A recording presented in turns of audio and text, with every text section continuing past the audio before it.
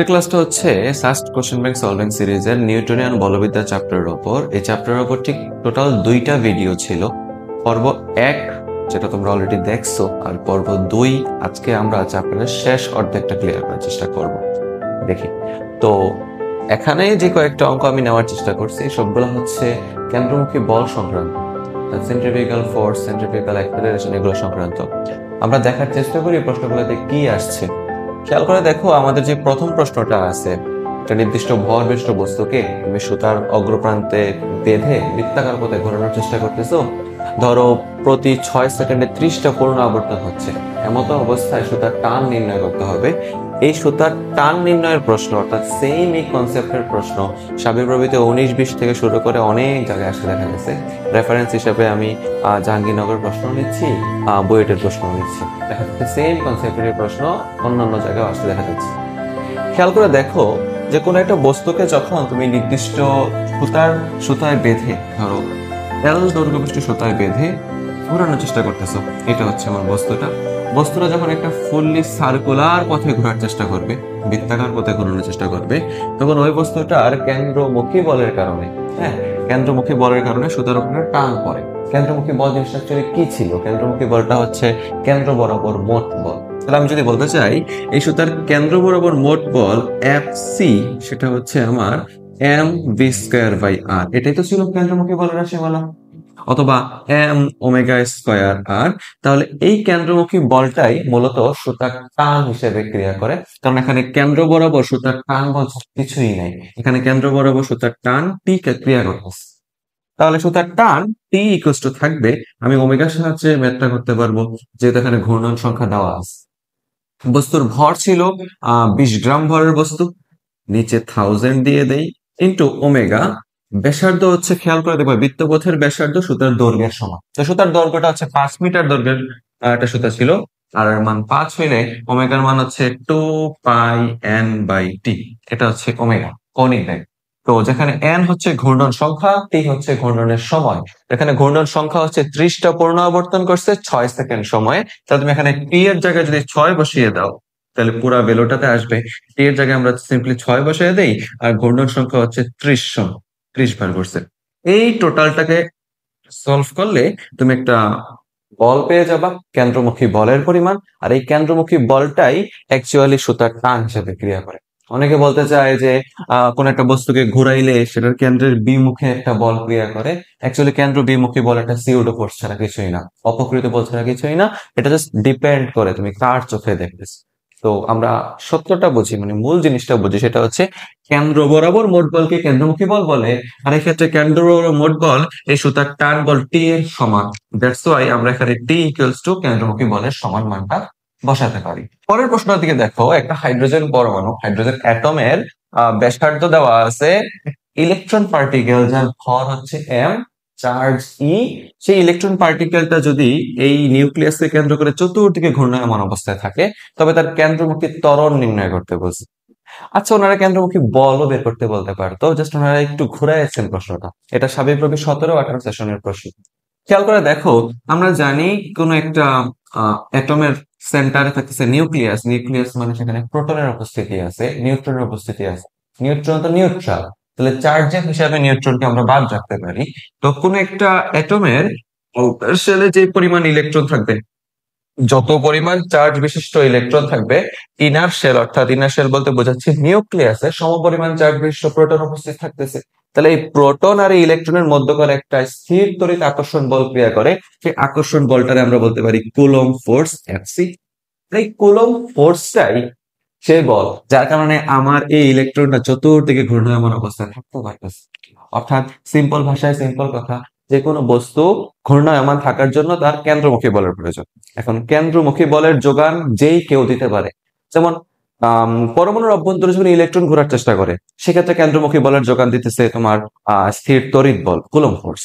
আবার যখন মহাকর্ষ বিকর্ষ চ্যাপ্টারে তুমি যাবা, সেখানে সূর্যকে কেন্দ্র করে আমাদের গ্রহ উপগ্রহগুলা ঘুরতেছে, সেখানে কেন্দ্রমুখী বলের যোগান দিতেছে আমাদের মহাকর্ষ বল। তাহলে এখানে এই coulomb ball Fc equal to থাকতেছে, তুমি তো জানো, 1/4πε ইন্টু চার্জ দ্বয়ের গুণফল। ফলাফলটা কথা বুঝিও, ইলেকট্রন আর প্রোটনের চার্জ কিন্তু সমান। একটা পজিটিভ একটা নেগেটিভ, তাহলে সমধর্মী দুইটা চার্জকে গুণ করার থেকে ভালো স্কোয়ার লিখে দিতে পারি। আচ্ছা, তাদের মধ্যবর্তী দূরত্ব কি? মধ্যবর্তী দূরত্ব হচ্ছে বৃত্তপথের ব্যাসার্ধ আর এর সমান, তাহলে এটা নিচে বলতে পারি আর স্কোয়ার। চলতেছে, আমার কাছে কিন্তু কেন্দ্রমুখী বল চায় নাই, যদি এটা কুলম্ব বল, আর এই কুলম্ব বলটা কেন্দ্র বরাবর ক্রিয়া করতেছে, আর কেন্দ্র বরাবর ক্রিয়াশীল মোট বলকে আমরা কি বলতেছিলাম? কেন্দ্রমুখী বল। তাহলে এটাই হইতেছে আমার কেন্দ্রমুখী বল, এফ সি ইকুয়ালস টু এই যে বিশাল একটি সংখ্যাটা। প্রতীকী অর্থ আছে মানগুলা, এগুলো কোনোটার ভ্যালু দেওয়া নাই প্রশ্নে। বলা হয়েছে কেন্দ্রমুখী বল না, কেন্দ্রমুখী ত্বরণ বের করে। তো ইলেকট্রনের ভর যদি হয় এম, তাহলে তার কেন্দ্রমুখী বল ইকুয়ালস টু হচ্ছে ভর ইন্টু ত্বরণ, কেন্দ্রমুখী ত্বরণ equals to 1/4 pi epsilon E square by R square. ঠান্ডা মাথায় দেখো, এই ভরটা এখানে গুণাকারে আছে, ওই পাশে পাঠিয়ে দিলে বাম পাশে শুধুমাত্র কেন্দ্রমুখী ত্বরণ থাকতেছে, অর্থাৎ তোমার রেজাল্ট মিলে যাচ্ছে। এটাই হইতেছে কোন একটা হাইড্রোজেন অ্যাটমের ইলেকট্রনের কেন্দ্রমুখী ত্বরণের মান। ওকে, তো এই জিনিসগুলা কেন জানি শুরুতে দেখলে একটু হিজিবিজি লাগে, আমার কাছে তো প্রথম দিকে লাগছিল যে কেন্দ্রমুখী ত্বরণ শিখছি a equal to v square by r, এখানে ভি কই পাবো? এখানে তো হাইড্রোজেন ইলেকট্রনের কোনো ব্যাগের পরিমাণ কিছু বলে নাই। তো এটা কিন্তু এই অ্যাপ্রোচে গেলে তুমি জাস্ট ঘুরবা, মেজের মতো শুধু ঘুরবা, মিলবে না তো। এটাকে ওই কনসেপ্ট ক্লিয়ার রাখতে হবে যে কেন্দ্র বরাবর ক্রিয়াশীল মোট বলকে কেন্দ্রমুখী বল বলে, এবং এই কেন্দ্রমুখী বলের যোগান যেই কেউ দিতে পারে। আমাদের এই কেজের জন্য স্থির তড়িৎ বলটা সেটার যোগান দিচ্ছে। এখানে 0.02 কেজি ভরের কোন একটা কণা নির্দিষ্ট ব্যাসার্ধের বৃত্তাকার পথে নির্দিষ্ট কৌণিক বেগে ঘুরতেছে, তার কেন্দ্রমুখী বল নির্ণয় করে। একটু খেয়াল করে দেখো, আমি আপার অর্ডার থেকে লোয়ার অর্ডারে গেছি, অর্থাৎ 19, 20, 17, 18, 14 কোনো সিরিয়ালি নামতেছি। আর তুমি কিন্তু খেয়াল করে দেখো, নিচের থেকে তুমি উপরের দিকে খেয়াল করো। ধরো তুমি 19-20 সেশনের পরীক্ষার্থী, তুমি এই নিচের প্রশ্নগুলো যদি সমাধান করে থাকো, উপরের প্রশ্নটা কোনো ব্যাপার না, পারো তুমি, এগুলো তুমি কমন। পরীক্ষার হলে আমাদের মধ্যে একটা ব্যাধি থাকে কি জানো? আমরা ভাবি পরীক্ষার হলে আমরা সায়েন্টিস্ট হবো, আমরা নিউটন হব, আমরা ভাববো, অ্যানালাইসিস করবো, দেন উত্তর করবো। তোমারে পরীক্ষার হলে প্রত্যেকটা এমসিকিউর জন্য বরাবর 30 থেকে 45 সেকেন্ডের মতো সময় দেওয়া হবে। যা বাজেট দেওয়া থাকে, সে ভাইয়া 50 সেকেন্ড সময় পাচ্ছেন, 50 সেকেন্ড পাবেন না, কম পাবেন, সিস্টেমের একটা লস থাকে। তাহলে এই যে 50 সেকেন্ড কিছুটা কম পাইতেছো, হলের মধ্যে ঘড়ি থাকবো না, অনেক ঝামেলা আছে। এই যে ঝামেলাগুলো পোহাইয়া 45 সেকেন্ড সময়ে তোমার নিউটন হওয়ার সুযোগ নাই। এখানে তোমার হয়ে দেব কাইন্ড অফ এমন প্রশ্ন সলভ করতে পারবা যেটা ফুল কমন তোমার, এবং ওই প্রশ্নগুলোই মেইনলি তোমার চান্স পেতে সাহায্য করবে। হ্যাঁ, নিউটন টাইপের চিন্তা ভাবনা তোমার করতে হবে।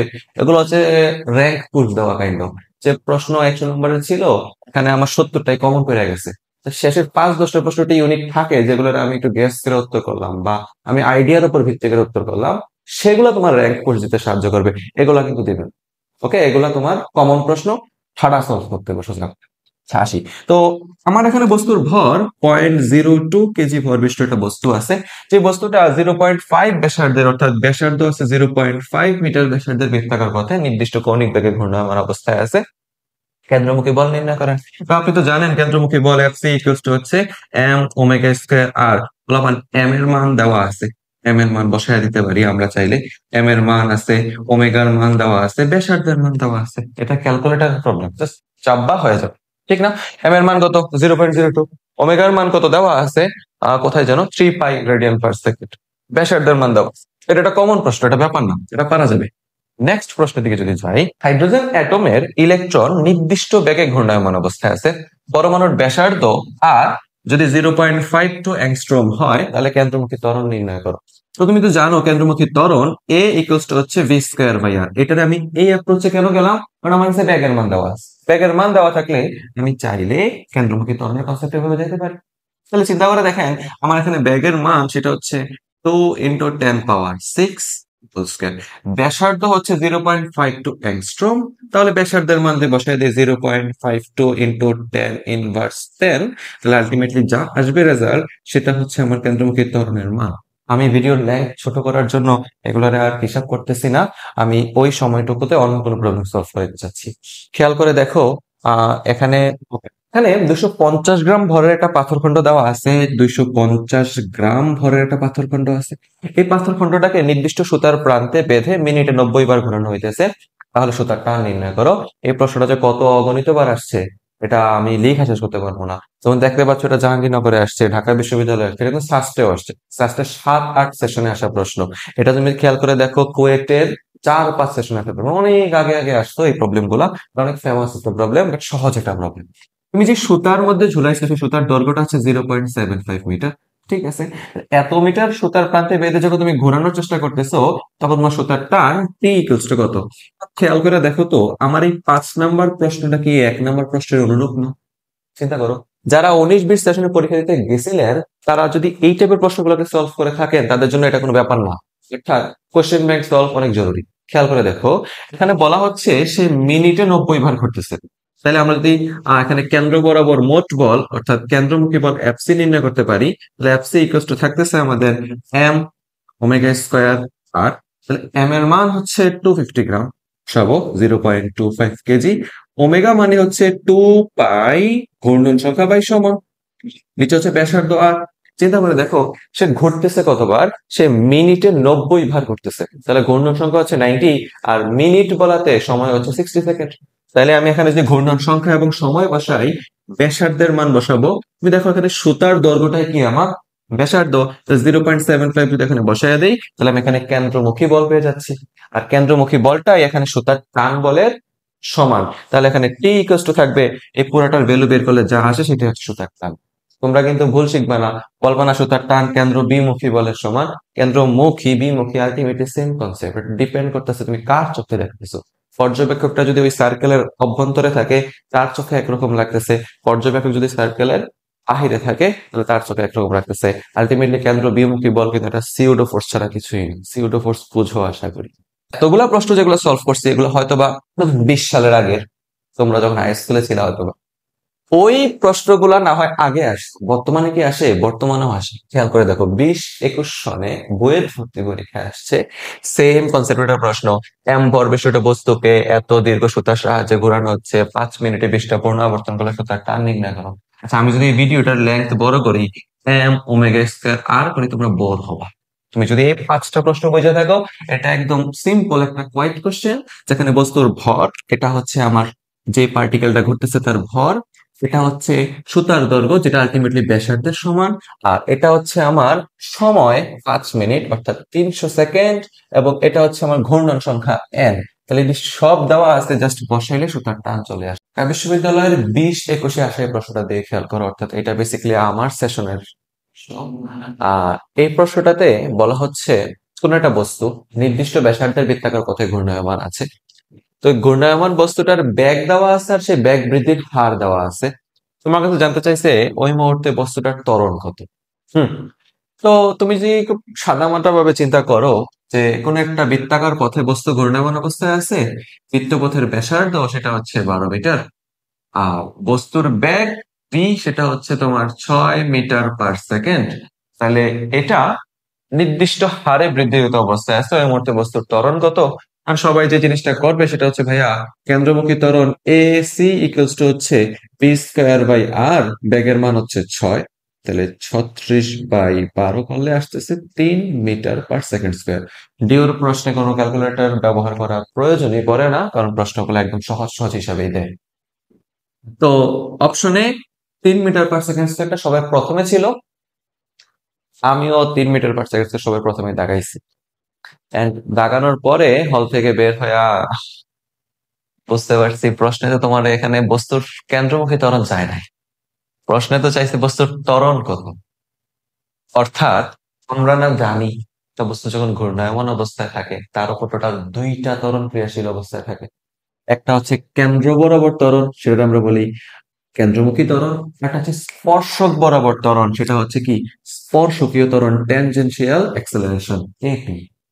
আর এই কেন্দ্রমুখী ত্বরণ এবং স্পর্শকীয় ত্বরণটা মিলে তাদের লব্ধি ত্বরণটাই বস্তুটার বেগটাকে এই কার্ভ, লিনিয়ার পথে হবে না, এই কার্ভ পথে পরিবর্তন হইতে সাহায্য করে। অর্থাৎ ঘূর্ণনরত একটা বস্তুর যে বেগ বৃদ্ধির হার, সেই ত্বরণটা মূলত তার কেন্দ্রমুখী ত্বরণ এবং স্পর্শকীয় ত্বরণ এই দুইটার কম্বাইন্ডে আসে। তাইলে বস্তুটার টোটাল ত্বরণ যেটা থাকতেছে অর্থাৎ লব্ধি ত্বরণ নেট ইকুয়ালস টু হচ্ছে কেন্দ্রমুখী ত্বরণ এসি এবং স্পর্শকীয় ত্বরণ এটি, এই দুইটা ভেক্টরের সমষ্টির সমান। কেন্দ্রমুখী ত্বরণটা সেন্টার বরাবর চোখের নেগেটিভ অ্যাক্সিস বরাবর আছে, তাহলে হচ্ছে মাইনাস আই ক্যাপ, আর সেন্ট্রিফিউগাল মানে যে ত্বরণটা, স্পর্শকীয় ট্যানজেনশিয়াল যে ত্বরণটা ওয়াই অক্ষের উপরের দিকে উঠতেছে, তাহলে এটা হচ্ছে কি এটি জে ক্যাপ। যদি এটা মাইনাস বলা উচিত না, কারণ আলটিমেটলি তুমি যখন এটা ঘুরাইতে ঘুরাইতে ঘুরাইতে একটা পাশে নিয়ে আসবা, এই পাশের সাপেক্ষে চিন্তা করলে এটা প্লাস আই হয়ে যাবে। তাহলে এই যে নেট অ্যাক্সেলারেশনটা, এটাই হইতেছে তোমার মোট লব্ধি ত্বরণ।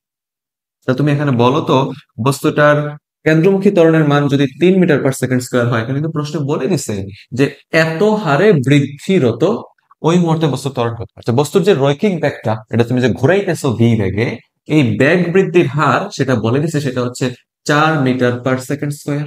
তাইলে আমার এখানে লব্ধি ত্বরণটা হইতো √a C square plus a T square, অর্থাৎ পিথাগোরাসের ওই যে ট্রিপলেট 3 স্কয়ার যোগ 4 স্কয়ার হচ্ছে 5 মিটার/সেকেন্ড স্কয়ার। অপশনে 4টা অপশন ছিল, 3, 4, 5, আর একটা ছিল সম্ভবত নান টাইপের কিছু একটা। তো এটা দাগিয়ে দিয়ে আসছি, পরে নিজেরটা নিজে রিয়েলাইজ করছি যে আসলে এটা উত্তর তো 5 হওয়া উচিত ছিল, কারণ প্রশ্ন তো কেন্দ্রমুখী ত্বরণ জানতে চায়নি। তো জি, এরকম সহজ সহজ প্রশ্ন আসে, বাট ট্র্যাপে ফালানোর মতো প্রশ্ন আসে, যেগুলা মোটামুটি ভুল হইতে পারে। তোমরা ভুল করো না, খেয়াল করে দেখো। আম, এরপর থেকে যে প্রশ্নগুলো আছে সেগুলো আমি জড়তার ভ্রামক সংক্রান্ত নেওয়ার চেষ্টা করছি, কেন্দ্রমুখী বল সংক্রান্ত, ত্বরণ সংক্রান্ত, মোটামুটি এইটুকুই। তোমাদের যদি কোনো সমস্যা থাকে তোমরা অবশ্যই আমাকে কমেন্ট বক্সে জানাবা, আমি ওই রিলেটেড আরো প্রশ্ন সমাধান করে দিব, সমস্যা নেই। তো দেখো, 3 কেজি ভরের একটা বস্তুর ভর কেন্দ্রের মধ্য দিয়ে গমনকারী অক্ষের সাপেক্ষে জড়তার ভ্রামক দেওয়া আছে। ওই অক্ষ থেকে নির্দিষ্ট দূরত্বে অবস্থিত অক্ষের সাপেক্ষে জড়তার ভ্রামক জানতে চাইছে। এটা লম্ব অক্ষ বলতো, আমরা তো জানি কোন একটা বস্তু যদি থাকে, ওই বস্তুর ভর কেন্দ্রগামী অক্ষের সাপেক্ষে জড়তার ভ্রামক আইজি, বস্তু হতে নির্দিষ্ট আর দূরত্বে অবস্থিত কোন একটা বস্তুর জড়তার ভ্রামক যদি আমরা বের করতে চাই, ওই বস্তুর লম্ব অক্ষের সাপেক্ষে যে জড়তার ভ্রামক বের করতে চাই, ধরো এই জড়তার ভ্রামকটা হচ্ছে আই। এটা হচ্ছে রেফারেন্স, অর্থাৎ এই বস্তুর সাপেক্ষে অন্য একটা বস্তুর লম্ব অক্ষের সাপেক্ষে জড়তার ভ্রামক বের করতে চাচ্ছি। তাহলে সেই নতুন বস্তুর জড়তার ভ্রামক আই ইকুয়াল হচ্ছে রেফারেন্স বস্তুর ভরকেন্দ্রগামী অক্ষের সাপেক্ষে জড়তার ভ্রামক, এবং যে বস্তুর জড়তার ভ্রামক বের করব তার ভর এবং দুইটা অক্ষের মধ্যবর্তী লম্ব দূরত্বের বর্গের গুণফলের শেষ। তাহলে চিন্তা করে দেখেন ভাইয়া, রেফারেন্স যে বস্তুটা ছিল তার ভর ছিল 3 কেজি ভরের বস্তু, এবং ওই বস্তুর ভর কেন্দ্রের মধ্য দিয়ে গমনকারী অক্ষের সাপেক্ষে জড়তার ভ্রামক, অর্থাৎ আইজি এর মান, বস্তুর ভর কেন্দ্রের মধ্য দিয়ে এই জড়তার ভ্রামকের মানটা হচ্ছে 2.5 কেজি মিটার স্কয়ার। ওকে, তাহলে আইজি এর মান যদি বসায় দাও 2.5 প্লাস বস্তুর ভর হচ্ছে অ্যাকচুয়ালি রেফারেন্স বস্তুর ভরটাই হবে, এটা ওই বস্তুর ভর হবে না। রেফারেন্স বস্তুর ভর হচ্ছে আমার এদিকে 3 কেজি, এবং লম্ব দূরত্ব সেটা বলে দিচ্ছে কত, 1.2 মিটার। তাহলে যদি লম্ব দূরত্বের মান বসাও 1.2 স্কয়ার বসায় দাও, তাহলে তুমি এই 3 কেজি ভরের বস্তুর সাপেক্ষে 1.2 মিটার লম্ব দূরত্বে অবস্থিত অন্য একটা বস্তুর জড়তার ভ্রামক পেয়ে যাবা। এটা আসছে সাবিপ্রবি 18-19 সেশনে। বলা হচ্ছে 1 কেজি ভর এবং 1 মিটার চক্রগতির ব্যাসার্ধ বিশিষ্ট বৃত্তাকার চাকতি, বৃত্তাকার চাকার দ্বন্দ্বের ভ্রামক এত হলে কৌণিক ত্বরণ কত? কিন্তু চিন্তা করে দেখো, বস্তুর ভর দেওয়া আছে, রাইট, 1 কেজি। বস্তুর ক্ষেত্রে ব্যাসার্ধ দেওয়া আছে, ব্যাসার্ধ দেওয়া নেই যদিও, চক্রগতির ভ্রামক, চক্রগতির ব্যাসার্ধ কে ইকুয়াল টু দেওয়া আছে 1 মিটার, এবং দ্বন্দ্বের ভ্রামক মানে হচ্ছে টর্ক, হ্যাঁ, টাও। দ্বন্দ্বের ভ্রামক ইংরেজিতে টর্ক, টাও, সেটার মান বলে দেওয়া আছে, সেটা হচ্ছে 10 নিউটন মিটার। কৌণিক ত্বরণের মান জানতে চাইছে। আমরা জানি কৌণিক ত্বরণ টাও ইকুয়াল টু হচ্ছে আই আলফা, রাইট। এটা কই থেকে আইছে? এটা কি জন্ম হয়েছে হুট করে? আমরা জানি না। F equal to M A, রৈখিক বল ইকুয়াল টু রৈখিক ভর ইন্টু রৈখিক ত্বরণ। কৌণিক অবস্থায় গেলে রৈখিক বল থেকে কৌণিক বল মানে টর্ক, রৈখিক বল এম হইলে কৌণিক ভর কি হয়? রৈখিক ত্বরণ এ হইলে কৌণিক ত্বরণ কি হয়? আলফা। তাহলে তোমার এখানে টর্কের মান আছে 10, তুমি তো জানো আই হচ্ছে এম কে স্কয়ার, তাহলে বস্তুর ভর এম কে স্কয়ার বসায় দিলে তুমি সিম্পলি এখানে আলফার মানটা বের করে নিয়ে আসতে পারবা। সলভ করলে যা আসবে সেটাই হচ্ছে উত্তর। ও জড়তার ভ্রামক থেকে জাহাঙ্গীরনগর অনেক ভালো প্রশ্ন হয়, 23-24 আসছিল এই প্রশ্নটা, নিচেরটা 21-22 সেশনে আসছে। দেখো, বলা হচ্ছে 6 গ্রাম ভরবিষ্ট বস্তুকে নির্দিষ্ট লম্বা সুতার প্রান্তে বেঁধে সেকেন্ডে 4 বার ঘোরানো হলে কৌণিক ভরবেগের মান জানতে চাইছে। আমরা যদিও সাবিপ্রবিতে দেখছি সেম ক্যাটাগরির প্রশ্ন, সুতার অগ্রপ্রান্ত বেঁধে ঝুলানো হচ্ছে, ঘোরানো হচ্ছে, এটা বইতেও আসছে এরকম প্রশ্ন। তো খেয়াল করে দেখো, আমরা জানি কৌণিক ভরবেগ এল ইকুয়ালস টু হচ্ছে আর পি সাইন থিটা একটা ছিল এবং আই ওমেগা এটা আরেকটা ছিল। কোনটা ইউজ হয় সেটা দেখতে চাচ্ছি। তো বস্তুর ভর দেওয়া আছে, বস্তুকে নির্দিষ্ট এত লম্বা সুতার সাহায্যে বেঁধে 4 বার ঘোরানো হইলে কৌণিক ভরবেগ কত। আমরা সিম্পলি আই ওমেগা দিয়ে করতে পারবো। খেয়াল করো, L equal to I omega দিয়ে করা যেতে পারে, কারণ তোমার এখানে রৈখিক ভরবেগ পি এর মান তো দেওয়া নাই, বা রৈখিক বেগের মানও দেওয়া। তো চিন্তা করে দেখো, আই মানে হচ্ছে এম আর স্কোয়ার, আর ওমেগা হচ্ছে 2πn/t। জানো তো জড়তার ভ্রামক আই ইকুয়াল টু ছিল ভর ইন্টু ব্যাসার্ধের বর্গের গুণফলের সমান। আর ওমেগা হচ্ছে 2πn, এন হচ্ছে ঘূর্ণন সংখ্যা, টি হচ্ছে ঘূর্ণন সময়, জানি তো। তাইলে দেখেন, ভর হইতেছে 6 গ্রাম, 6 × 10⁻³ ব্যাসার্ধ দেখো, ঘূর্ণায়মান বস্তুর সুতার দৈর্ঘ্যই তার ব্যাসার্ধ, সেটা হচ্ছে 3 মিটার ইন্টু 2π। ঘূর্ণন সংখ্যা কতবার করতেছিল, সে সেকেন্ডে 4 বার করেছে, সময় 1 হইলে ঘূর্ণন সংখ্যা হচ্ছে 4। তাহলে আলটিমেটলি এটাকে তুমি যদি ক্যালকুলেট করো, যেটা আসবে সেটাই হচ্ছে ফলাফল। ঠিক আছে, তো এটা ছিল কৌণিক ভরবেগের মান, জাহাঙ্গীরনগর 21 আসা। আমার এদিকে জাহাঙ্গীরনগরের আরেকটা প্রশ্ন আছে, যদিও এটা জাহাঙ্গীরনগরের পাশাপাশি সাবিপ্রবি তো অনেক আগে আসছিল। বলা হচ্ছে কোন একটা বৃত্তাকার চাকতি আছে, তোমরা কি চাকতি বোঝো, যে আমরা হাতের প্লেট আছে না, চাকতি, সেই বৃত্তাকার চাকতির ভর কেন্দ্রগামী অক্ষের সাপেক্ষে জড়তার ভ্রামক বলতেছে। খেয়াল করেন, এই যে ভর কেন্দ্র অক্ষের জড়তার ভ্রামক এটা, সেই চাকতির অভিলম্বভাবে গমনকারী স্পর্শকের সাপেক্ষে জড়তার ভ্রামক লাগবে। তো যদিও এটার রিয়েল ইমেজ আমরা আনতে পারতেছি না, 2 ডাইমেনশনাল অবজেক্ট রাখতে হইতেছে, এগুলো অ্যাকচুয়ালি 3 ডাইমেনশনাল অবজেক্ট।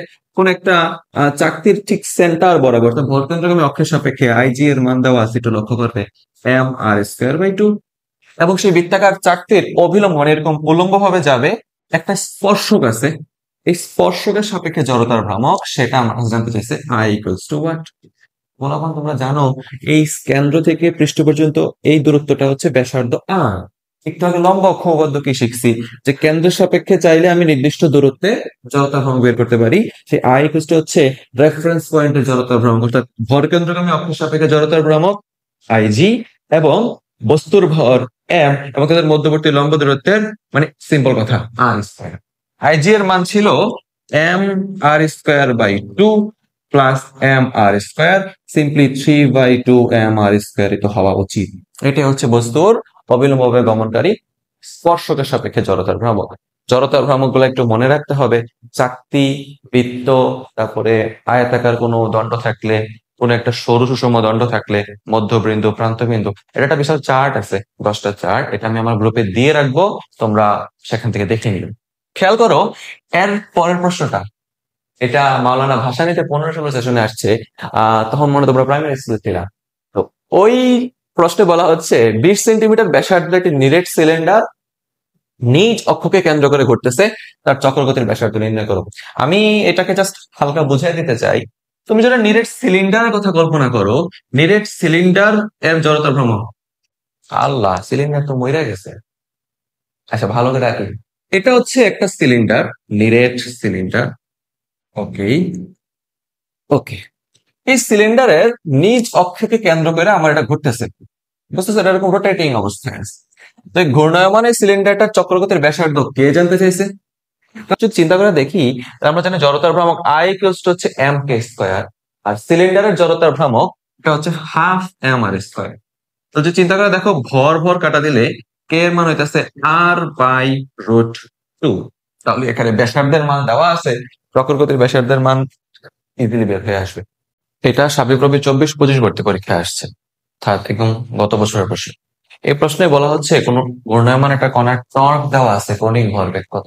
এটা মোটামুটি ইজি প্রশ্ন। চিন্তা করে দেখো, আমরা জানি নিউটনের সেকেন্ড ল অনুসারে কোন বস্তুর উপর প্রযুক্ত মোট বল তার ভরবেগের পরিবর্তনের হারের সমানুপাতিক, ঠিক না? আমরা জানি, তাহলে অর্থাৎ সময়ের সাপেক্ষে ভরবেগের পরিবর্তনের হার প্রযুক্ত বলকে নির্দেশ করতেছে।